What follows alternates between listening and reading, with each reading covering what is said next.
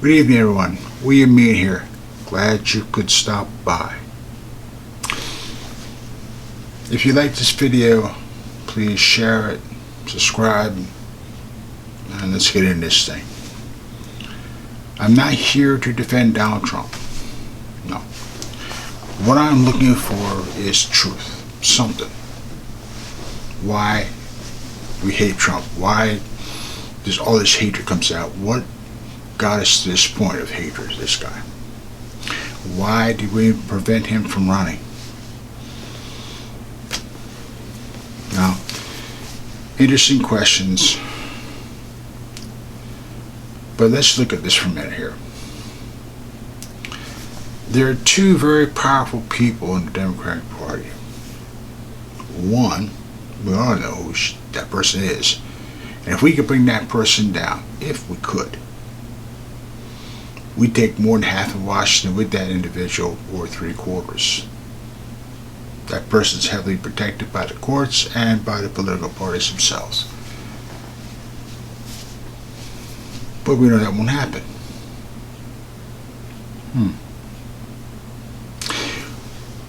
We know all about the Democrats and Republicans allowing Trump to run in this race because he was being used.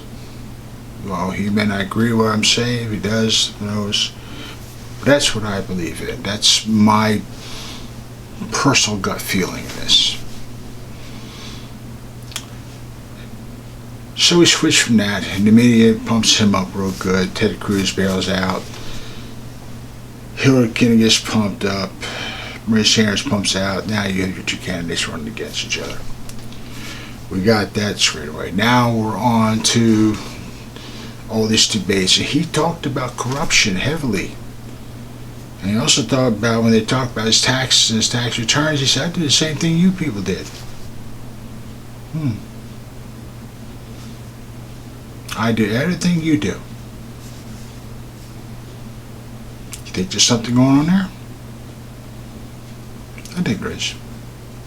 We talked about corruption. I mentioned that before.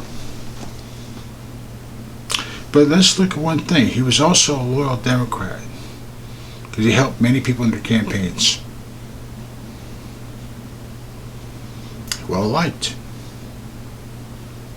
Until now. But James Comey gets involved in the investigation into the Trump campaign.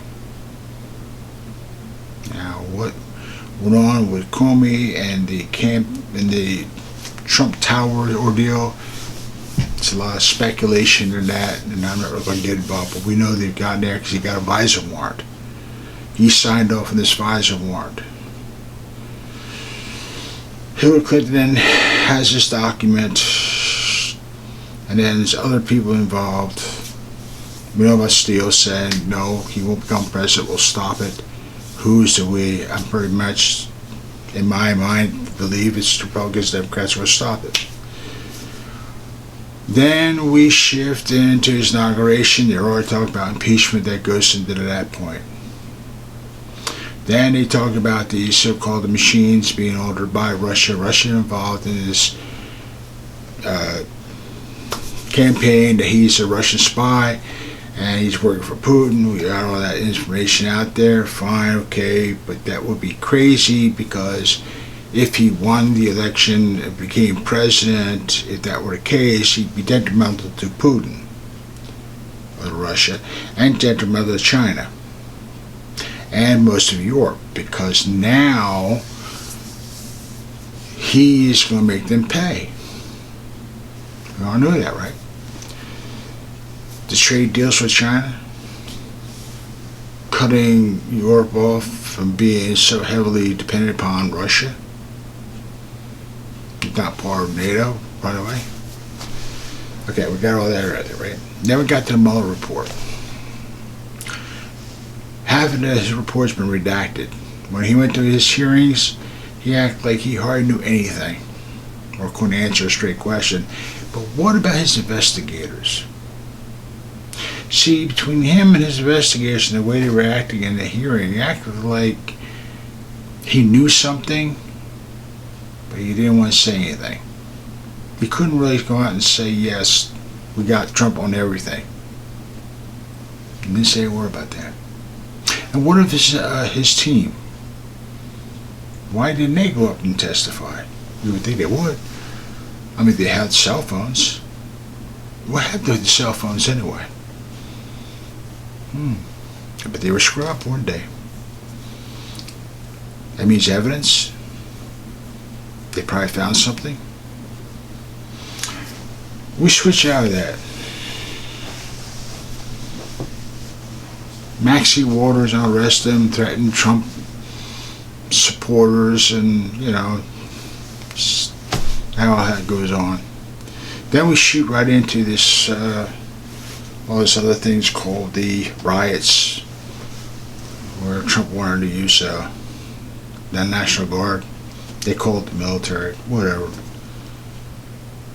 They made it hard on them not to be able to do that, so they didn't do it, or they couldn't do it. The states didn't want to go involved with it because they're controlled by Democrats and Rhino Republicans.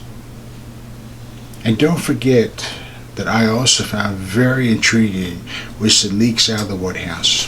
Lots of leaks. And also Adam Schiff too, and his witnesses. But the leaks out of the White House, and where was the vice president in all of this? Where was the Republican Party in all of this? Why didn't they push for investigations? Why didn't they push the tighter security? Why didn't they? What was their excuses for not trying to fix this problem out of the White House? They didn't like him either. We step out of that, now we go right into this Ukraine phone call. Again, everybody's on the call, everybody makes their own stories. You can view all this stuff. It's all out there, all these videos. But I think the classic one I like about Mike Gaetz is when he asked a line of witnesses up there, and he asked, were any of yous on the call, physically? None of them answered. Let the record show. No one was on the call. He yielded his time. Then we jump into this 2020 election.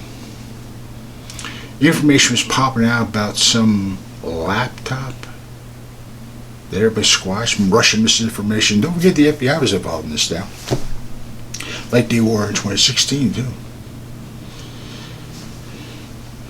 Law enforcement of the highest levels of the United States were involved. We speculate. Interesting, they were. They suppressed Hunter Biden's laptop as misinformation.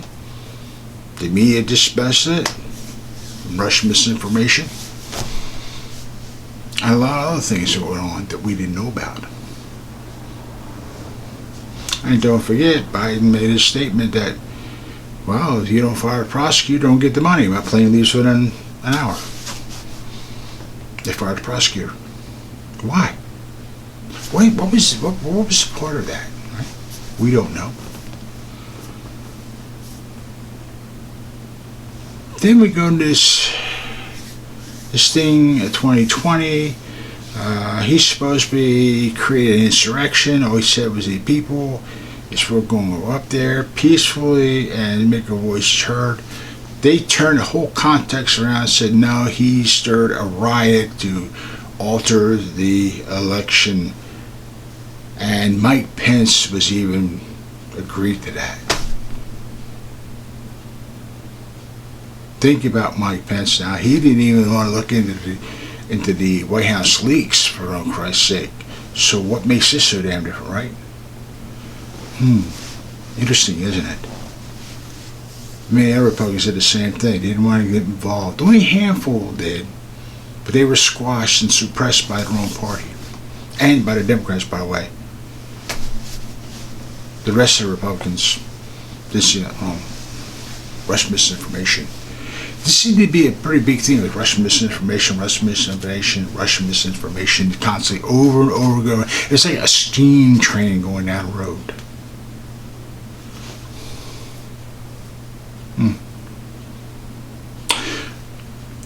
Then we got the January 6th committee hearing, which is unconstitutional, but yet Democrats don't believe in the Constitution anyway. They never do. It's just something that old, antiquated document that keeps them from governing the American people. Then we go into Mar-a-Lago. Like I said before, he was a loyal Democrat. What did he have? Was it really top secret information on weapons? Really? Or were they looking for something else? I mean, they went through all the closets, even his wife's closets, his children's closets. Like, come on, man. What gives? Interesting. You may think that we're looking for something else other than documents. Something fishy there. Plus, the raid they used, the amount of law enforcement they used. Then New York decides to go after his taxes and his properties because he abused the system. He does the same thing what every other business person does when they own properties. They devalue the property and then they turn around and raise the value of it when they want to get bank loans to improve the property. Someone told me they do that. I didn't know they did that, but they do. But they tell the American people it's something totally different. And if he was so far in the tax problem, why didn't the IRS do something back in the day? Why did they wait so long till the states got involved? States still complaining about Russia, about the election that he interfered in, and then he did this. And hell, even McDonald's sit there and blamed him because of the loss of Republicans and seats. It's his fault. I mean, come on. It makes no sense. It's like saying, well, we blame Trump for the shark attacks out there, and him and Meg were involved out there. Oh, and don't forget there was an accident on 23rd and 14th Street out there in a city street where cost that 4 lives. But that was the mega people. That was also the Proud Boys were involved. They knocked out the lights, and that's how the accident happened. We need an investigation on that. And probably got whistleblowers too, right? Okay. And don't forget there was another big thing out there too where, well, hell, something else going on. Trump was involved. We need a whole investigation on it too. You see what I'm saying? We blame this guy for everything. We completely blame this guy for everything. It was his fault to this, his fault for that. And the Democrats want you to believe that. And loyal Republicans also want you to believe that, like McConnell, sorry about that, and Mitch, and all the rest of these people. But only a handful don't want to believe that. And then this crazy thing too, 5 police officers lost their lives, Capitol police officers, but a veteran was shot, a naval veteran was shot and murdered. But guess what? They hid all that. Later it came out, but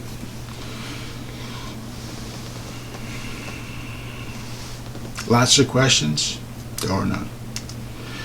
Like I said, you can believe what you want to believe, but there's where your hatred started. Until then, keep your friends and family close. Don't be afraid to defend yourselves. And don't surrender anything. Take care.